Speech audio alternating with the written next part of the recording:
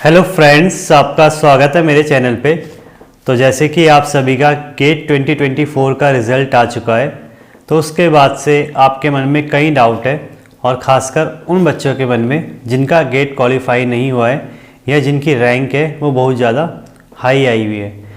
तो मेरी जो आज की वीडियो है वो इस रिगार्डिंग है, जिसमें मैं आपसे डिस्कस करूँगा कि अगर आपके लो मार्क्स आए गेट में और या आपकी रैंक बहुत हाई है, तो आपके लिए क्या अपॉर्चुनिटीज़ हैं जो आप अपना सकते हैं, या किस तरीके से आप स्ट्रेटेजी बनाएं कि नेक्स्ट एग्ज़ाम में आप बेहतर कर सकें।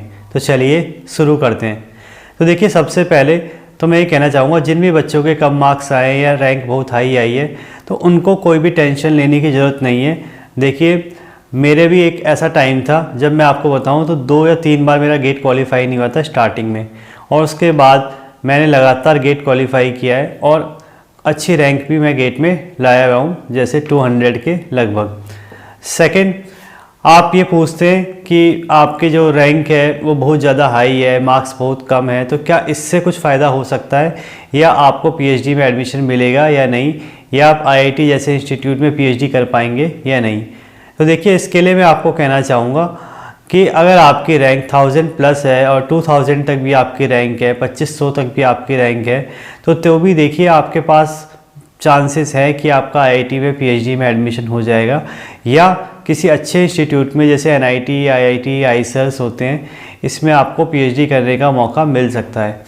उसके लिए देखिए आपको करना क्या है, जब भी आईआईटीज़ के फॉर्म आए, और या जनरल केस में रोलिंग एडवर्टाइजमेंट है, जब रेगुलर फॉर्म निकलते हैं तब नहीं, पर जब रोलिंग एडवर्टाइजमेंट है तब उन्हें आप ज़रूर भरिए। सेकंड, आप एनआईटीज़ को टारगेट कीजिए। एनआईटीज़ में भी आपकी मतलब ज़्यादा रैंक होती है तो भी आपको पीएचडी के लिए मौका मिल जाता है। थर्ड, आप नई आईआईटीज़ को भी टारगेट कर सकते हैं। देखिए, नई आईआईटीज़ में इतनी आसानी से पीएचडी के कैंडिडेट नहीं मिल पाते हैं, तो आप नई आईआईटीज़ को टारगेट करके भी वहाँ पे पीएचडी के लिए ज्वाइन हो सकते हैं। फोर्थ पॉइंट मैं आपको बताना चाहूँ, जितना भी मैं ये कह रहा हूँ ये सब बिल्कुल सत्य है, ठीक है, और ये लास्ट ईयर्स के मेरे एक्सपीरियंस है, उससे मैं आपको बता रहा हूँ। कई ऐसे स्टूडेंट हैं जो मैंने देखे हैं 1500, 2000, 2500 में भी उनको एडमिशन मिला है, और अच्छे इंस्टीट्यूट में वो पीएचडी कर रहे हैं, चाहे वो आपका आईआईटी मद्रास हो, आईआईटी कानपुर हो, आईआईटी रुड़की हो, आईआईटी गांधीनगर हो, आईआईटी मंडी हो, यहाँ पे भी, या आईआईटी गुवाहाटी हो। मतलब यहाँ पे उनको अच्छी अपॉर्चुनिटी मिली है और 2000 रैंक तक भी वो पीएचडी में एनरोल हुए हैं। तो उसके लिए आपको यही सब बातें ध्यान में रखनी है। एक तो सबसे पहले आपको रोलिंग एडवर्टाइजमेंट में जो पूरे साल रोल करते हैं, यानी बीच में जो आते हैं ईयर के, उनको आपको भरना है। सेकंड, आपको एनआईटी भी टारगेट करनी है। थर्ड, आपको न्यू आईआईटी टारगेट करनी है। और फोर्थ, आपको अपना सब्जेक्ट भी स्ट्रॉन्ग करना है इंटरव्यू का। मतलब आप जिसमें भी इस सब्जेक्ट एरिया में आप इंटरव्यू दे रहे हैं, चाहे वो आपका ऑर्गेनिक है, चाहे इनऑर्गेनिक है, चाहे फिजिकल है, वो आपका स्ट्रॉन्ग होना चाहिए। क्योंकि देखिए, अगर आपका सब्जेक्ट स्ट्रॉन्ग है और आपकी रैंक पीछे भी है, तो भी आपके चांसेस हैं कि आपको पीएचडी में एडमिशन दे दिया जाए।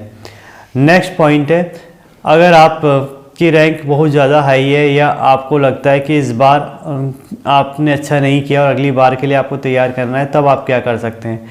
तो देखिए, सबसे पहले तो उसके लिए मैं कहूँगा, आप अपनी मिस्टेक को एनालाइज कीजिए।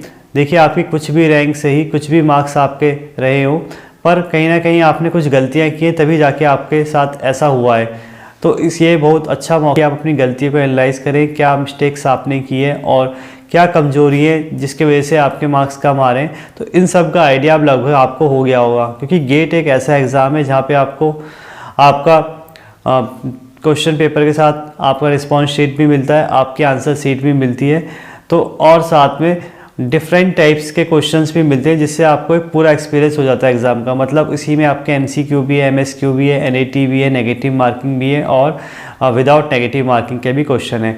तो यानी आप एक ओवरऑल एनालाइज अच्छे से कर सकते हैं और देख सकते हैं कि क्या आपकी कमी है और क्या आपके स्ट्रॉन्ग पॉइंट है, तो उसमें आप ध्यान दीजिए। सेकेंड, जिन बच्चों के रैंक ऊपर है और वो सोचते हैं कि कौन सा नेक्स्ट एग्ज़ाम को टारगेट करें, तो देखिए, आपके पास अभी बार का एग्ज़ाम है ही, आपने भरा होगा, तो आप बार के एग्ज़ाम को टारगेट कर सकते हैं। और आप देखते भी होंगे कि बार के एग्ज़ाम में उनके एग्ज़ाम के थ्रू भी उतने ही बच्चे बुलाए जाते हैं जितने गेट के थ्रू। तो कहने का मतलब है कि आपको बिल्कुल भी अफसोस करने की ज़रूरत नहीं है। अगर आप गेट के थ्रू नहीं जा पा रहे तो आप बार के एग्ज़ाम के लिए अच्छे से प्रिपरेशन करें, और बार का एग्ज़ाम गेट के मुकाबले थोड़ा ईजी आता है। और कुछ बच्चे ये पूछते हैं कि क्या उनको आप ड्रॉप करना चाहिए नेक्स्ट ईयर गेट के लिए। तो देखिए, मैं ये कहूँगा, आपको PhD करना चाहते हैं तो आप नेट पे ज़्यादा फोकस रखें और गेट को आप बाद में प्रायोरिटी दें, क्योंकि देखिए आप गेट के एग्ज़ाम आने से पहले, नेक्स्ट एग्ज़ाम आने से पहले 2 नेट के एग्ज़ाम हो जाएंगे आपके जून में और दिसंबर में।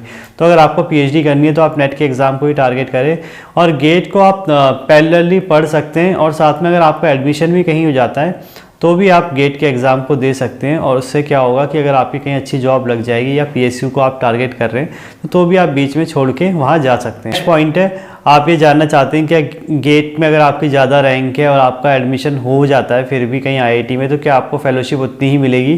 तो देखिए, यस, आपको फेलोशिप उतनी ही मिलती है जितने एक GRF कैंडिडेट को मिलती है या किसी भी गेट क्वालिफाइड स्टूडेंट को मिलेगी, चाहे उसकी रैंक फर्स्ट है। तो यानी बस प्रॉब्लम यही है कि आपको एडमिशन लेना आना चाहिए, मतलब आप एडमिशन के लिए अप्लाई करें और एडमिशन आपका हो जाए तो आपको फेलोशिप की चिंता करने की जरूरत नहीं है, आपकी फेलोशिप बिल्कुल सेम रहेगी। और लास्ट और सबसे इम्पॉर्टेंट जो मैं आपको बताना भूल गया वो ये कि गेट से सिर्फ PhD में एडमिशन नहीं होता, आप प्रोजेक्ट में भी एनरोल कर सकते हैं। और NITs IITs में बीच में ऐसे कई प्रोजेक्ट आते हैं जिसमें सिर्फ गेट रिक्वायरमेंट से भी आपका एडमिशन हो जाता है। तो उसके 2 फ़ायदे हैं, एक तो आपको फेलोशिप मिलती है, दूसरा आपका प्रोजेक्ट PhD में कन्वर्ट हो सकता है अगर आपके गाइड ने चाहा तो, या इंस्टीट्यूट में ऐसा रूल है तो। और बाकी जो रोलिंग प्रोजेक्ट पोजीशन निकलती है जिसमें PhD भी देते हैं कैंडिडेट को, उसमें भी आप अप्लाई कर सकते हैं। तो यानी कहने का मतलब है, अभी आप निराश मत होइए, बहुत सारी चीज़ें हैं जो आप गेट के रिज़ल्ट के थ्रू अभी भी कर सकते हैं। और बाकी जिनका अभी क्वालिफाई भी नहीं हुआ है उनके लिए मैं ये कहूँगा, आपके लिए भी बहुत ज़्यादा चांसेस हैं, आगे बहुत एग्ज़ाम है जिसके थ्रू आप PhD में एनरोल कर सकते हैं, चाहे वो आपका TIFR का एग्ज़ाम हो, चाहे आपका बार का एग्ज़ाम हो, चाहे आपका नेट का एग्ज़ाम हो, और चाहे आपके स्टेट यूनिवर्सिटी का एग्ज़ाम हो, चाहे आपका एक कॉमन एग्ज़ाम होने लगा है PhD का या वो हो। तो कहने का मतलब, आपको बिल्कुल टेंशन नहीं लेनी है, सिर्फ अपनी गलतियों से सीखना है और जितना आप बेहतर कर सके उतना आपको बेहतर करना है। आई थिंक आपको मेरी वीडियो अच्छी लगी होगी, और आगे ऐसी इन्फॉर्मेटिव वीडियो देखने के लिए चैनल सब्सक्राइब करें, वीडियो को लाइक करें और शेयर करें। Thank you.